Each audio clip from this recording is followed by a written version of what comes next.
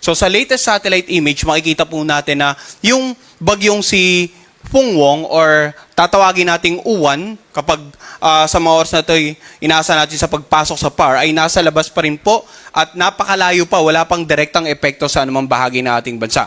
Now, simula ngayong gabi hanggang bukas, asahan pa rin natin generally mainit at malinsangan ang magiging lagay ng panahon sa nakararaming bahagi ng ating bansa. Maliban na lamang sa ilang isolated rain showers or thunderstorms, lalong-lalo sa mga lalawigan sa silangang bahagi ng Luzon at ng Visayas. Samantala, ang bagyong si Uwan, international name na Pungwong, ay tinatayang nasa layong 1,175 kilometers ang layo silangan ng Eastern Visayas. So taglay ni Uwan ang lakas ng hangin na umabot hanggang 110 kilometers per hour malapit sa gitna nito.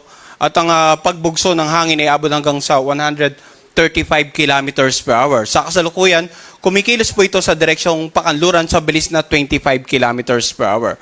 So gaya nga ng binanggit natin, wala pang direktang epekto sa anumang bahagi ng ating bansa ang severe tropical storm na si Uwan. Subalit, dahil nga yung inasa nating paglapit ay minarapat nating mag-issue ng tropical cyclone bulletin sapagkat sa ating forecast track, makikita po natin na inaasahang posibleng pumasok ng area of responsibility si Uwan sa pagitan ng mamayang hating gabi hanggang bukas ng madaling araw. No? At bukas naman ng madaling araw, tinatayang nasa layong 910 kilometers silangan na ito ng Eastern Visayas. Bukas naman ng hapon, Sabado, inaasahan na itong nasa may bandang 650 kilometers east ng Katarman, Northern Samar. So ito po. At posibleng bukas ay maging ganap na typhoon category na po itong si Uwan. At makikita na naman natin, sa susunod na 36 hours, iyon po ay linggo ng madaling araw, posibleng umabot na ito sa super typhoon category, sa layong 305 kilometers silangan ng Birac, Catanduanes. Ngayon, gaya nga ng binanggit ko, malayo pa, nagbigay na tayo ng babala, sapagkat pagdating ng 36 hours, posible na pong maramdaman ang epekto nito sa ilang bahagi ng Luzon at ng Visayas. At makikita nga natin, sa darating na linggo ng hapon ay halos malapit na ito dito sa silangang bahagi ng Central Luzon, Central and Southern Luzon. At posibleng sa pagitan ng linggo ng gabi hanggang Lunes ng madaling araw ay tumama ito dito sa Isabela, Aurora area. At sa darating naman na Lunes ng hapon, nakalagpas na ng landmass ng ating bansa. And then sa darating naman na Martes ng hapon or Miyerkules ng hapon ay nandito na siya sa may bandang 295 kilometers northwest ng Itbay at Batanes. So kung titingnan po natin in terms of intensity, hindi na talaga natin may sasantabi yung posibilidad na mag-develop ito, mag-intensify further into a super typhoon bago pa mag-landfall sa ating bansa. Kaya yun nga yung babala natin. Tingnan natin yung forecast track, tingnan natin yung area of probability. So anong lugar yung mga dapat maghanda sa possible landfall? Kung titingnan natin yung center track, ito pong Aurora, Isabela, Aurora area. Pero yung sakop ng area of probability, posibleng, is either mas maging maagang landfall somewhere over the Bicol region, or dito sa may bandang Quezon area, or up to the Isabela, Tugigaraw area. So dapat in terms of landfall, hindi lamang itong Isabela, Aurora area ang maghanda, kundi itong mga lalawigan sa silangang bahagi po ng Luzon, kailangan maging handa for possible landfall. Now, ang bagyo po, hindi isang tuldok lamang sa mapa. Ang pinag-uusapan natin dito sa forecast track ay yung tinatayang pagkilos ng sentro. Pero malawak po ang bagyo. No? Makikita natin dito sa ating forecast track na ang lawak ng bagyo ay nag-e-extend ng almost 500 to 700 kilometers mula sa sentro nito. So kung ang bagyo natin, just in case, kumilos at tumama dito sa may bandang Isabela, Aurora area, dahil sa lawak ng bagyo, posibleng may nakararaming bahagi ng Southern Luzon ay meron din pong wind signal. Iyan ang rason kung bakit mayroon tayong nakataas na wind signal na sa mga oras ito. Subalit, paalala, no, ang wind signal number 1, sa unang pagkakataon na itinaas sa inyong lugar, ang ibig sabihin po, meron pa tayong 36 hours bago natin tuluyang maranasan ang lakas na hangin na mula 39 hanggang 61 kilometers per hour sa ating lugar. So ulitin ko, yung lead time, 36 hours pa. At kanina, pinakita natin sa ating mapa, sa ating forecast track ng 36-hour position ng bagyong si Uwan, possibly offshore pa rin, that is Sunday ng madaling araw. So, posible na Sabado ng pahating gabi hanggang Sunday ng madaling araw pa maranasan yung actual na lakas ng hangin dito nga sa lalawigan na southeastern portion ng Quezon. Dito sa eastern portion ng Romblon, Camarines Norte at Sur, Catanduanes, Albay, Sorsogon, sa Masbate, northern at saka eastern Samar, sa Samar, Biliran, Leyte, southern Leyte, ganun din sa northern at saka central portion ng Cebu kasamang Bantayan at Camotes Island, northeastern portion ng Bohol, northern portion ng Negros Occidental, northeastern portion ng Capiz, northeastern portion ng Iloilo, Dinagat Island at Surigao del Norte. So ulitin po natin, no? Hindi po dahil nagtaas na tayo ng wind signal number 1 sa mga nabagit na lalawigan, ay agad-agad dapat may mararamdaman na tayong epekto. 36 hours pa po ang lead time or palugit at sa forecast track natin, ang tinataya nating 36 hours simula alas 2 ng hapon ngayon ay sa alas 2 pa po ng madaling araw ng linggo, yung possible epekto. Pero maaaring magbago yan, maaaring kung magiging mabilis ang pagkilos, then likely, posible tayo magkaroon pa ng mas matataas na wind signal sa mga susunod nating issuance ng Tropical Cyclone Bulletin. At posibleng, mas lumawak din yung mga lugar na magkakaroon ng wind signal sa susunod nating mga issuance.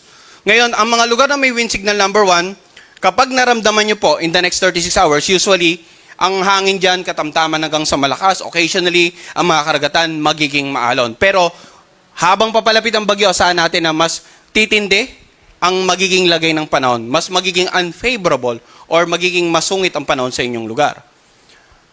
In terms of mga pagbugso ng hangin, dahil sa lawak ng bagyong si Uwan, ay posible rin pong makaranas ng mga pagbugso ng hangin sa mga lugar na nasa labas ng wind signal. Ito po yung mga lugar ng Palawan, Visayas at Mindanao, simula po sa Sabado hanggang sa Linggo.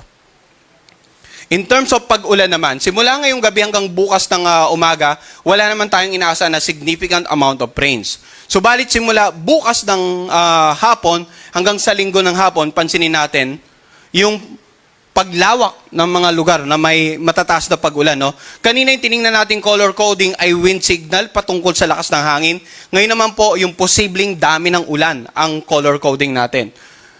Bukas ng hapon hanggang Linggo ng hapon, more than 200 millimeters of rain, Camarines, Sur, Albay, Catanduanes. And then 100 to 200 millimeters of rain sa areas na naka-highlight ng orange. Simula po yung Cagayan, Isabela, Quirino, Aurora, dito sa Quezon, Camarines Norte, sa Sorsogon, Masbate, Samar provinces. And then 50 to 100 millimeters of rain naman sa mga lugar na naka-highlight ng yellow. Dati sa Apayao, Kalinga, Mountain Province, Ifugao, Nueva Vizcaya, Nueva Ecija, Bulacan, Rizal, Laguna, Marinduque, Romblon, at itong Leyte at yung Biliran. So ito pong pinakikita natin pag-ulan, simula pa po, posibleng mangyari yan, simula pa po bukas ng hapon hanggang sa darating na linggo ng hapon. Kaya generally, sinabi ko nga kanina, nabanggit natin simula ngayong gabi hanggang bukas ng umaga sa generally fair weather tayo, maliban na lang sa mga isolated thunderstorm.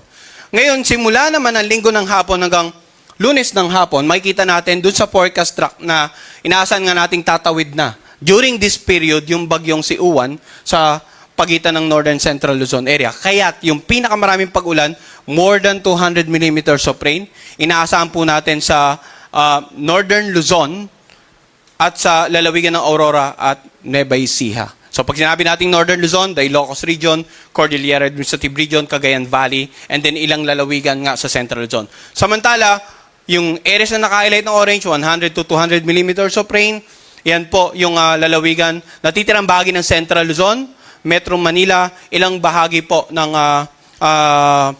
Calabarzon. Generally. And then itong lalawigan ng Occidental Mindoro. At yung 50 to 100 millimeters of rain naman dito sa Camarines Provinces, dito sa Oriental Mindoro, Marinduque, Romblon, Aklan, and Antique. Simula po yan linggo ng hapon hanggang Lunes ng hapon. No? So ang ating naman pong rainfall outlook nagpapakita ng mga dami ng pag-ulan. And normally, yung pinakamalapit sa sentro ng bagyo, yun po yung inaasa nating mas madaming pag-ulan. Kung kaya't balikan natin yung kanina, linggo ng afternoon, offshore pa yung bagyo, pero ang pinakamalapit likely ilang bahagi ng Bicol Region. At simula linggo ng hapon hanggang Lunes ng hapon, yung inaasang pagtawid sa Northern or Central Luzon area, kaya't nandito yung concentration ng maraming pag-ulan. Ngayon yung mga pag-ulan, muli paalala namin, pwede pa rin magdulot ng mga pagbaha, lalong-lalo na sa mga low-lying areas, sa mga komunidad na malapit sa gilid ng ilog, dahil it's either umapaw ang inyong ilog, patuloy na tumaas ang level ng pag-ulan dahil sa ng tubig dahil sa continuous na pag-ulan, or maaaring yung mga karatig lalawigan, nakakaranas sa pag-ulan, tumaas yung level ng ilog at yung outflow ay papunta sa inyong lugar. Pagguho ng lupa sa mga lugar na malapit po sa paanan ng bundok. Yan po yung mga ilang possible effects ng mga malalakas sa pag-ulan sa inyong lugar. Kaya ngayon pa lamang po, pinapayo na natin yung mga kababayan natin sa Luzon, generally sa Luzon at ilang bahagi nga ng Eastern Visayas na magsimula na pong makipag-ugnayan sa kanilang local government, local DR officials para sa mga disaster preparedness and mitigation measures. Sa ngayon ay wala pa tayong nakataas na storm surge warning. Posibleng simula mamayang gabi hanggang bukas ay magsimula na po tayo ng storm surge warning issuances. Dahil mataas talaga ang banta ng storm surge, lalong-lalo na sa coastal areas ng Northern Luzon at sa coastal areas dito nga sa Central and Southern Luzon. Pag sinabi natin storm surge, ito yung daluyong, matataas na pag-alon na dulot ng paparating na bagyo na hahampas sa mga dalampasigan or coastal areas. Wala pa po tayong in-effect na storm surge warning, kaya within the next 24 hours, asahan natin katamtaman hanggang sa maalo ng karagatan dito sa northern at eastern seaboard ng ating bansa dahil gaya nga ng binanggit ko, malayo pa po yung bagyong si Uwan. Wala pang direktang epekto. Pero asahan po natin, possible mamayang gabi hanggang bukas, magsimula na po tayong magpalabas ng gale warning. Or ito yung babala para sa maalon hanggang sa napakalong mga karagatan, lalong-lalo po sa eastern seaboard ng Luzon, ng Visayas at ng Caraga region. Dahil sa paparating na bagyong si Uwan, patuloy tayong nagpapaalala ng mga tips para sa paghahanda. Unang-una, makinig sa latest update ng Pag-asa hinggil sa bagyong si Uwan. So ang aming pong Tropical Cyclone Bulletin, makikita sa ating official website, pagasa.dost.gov.ph. Sundan din ang aming official social media accounts. Pangalawa, magkaroon ng community and family plan. In terms of community, gaya nga na nabanggit natin kanina, simulan na po nating makipag-ugnayan sa ating LGUs at local DR officials para sa mga disaster preparedness and mitigation measures. Sa family plan naman, in terms of magkaroon tayo ng pagkukusa, just in case na alam natin na bahain ng ating lugar, lalong-lalo yung mga kababayan nating naninirahan sa mga low-lying areas, malapit sa gilid ng bundok, kung makakapansamantalay, makapanuluyan tayo sa mga kamag-anak natin na naninirahan sa mas safe na lugar. Pangatlo, emergency kit. Maganda po tayo. Pang-apat, lumikas sa mga itatakdang evacuation center ng ating mga local government. And every 6 hours, magpapalabas tayo ng update, Tropical Cyclone Bulletin. Ang susunod po nating Tropical Cyclone Bulletin ay papalabas mamayang alas 11 ng gabi. Yan po muna, latest mula dito sa Pag-asa Weather Forecasting Center.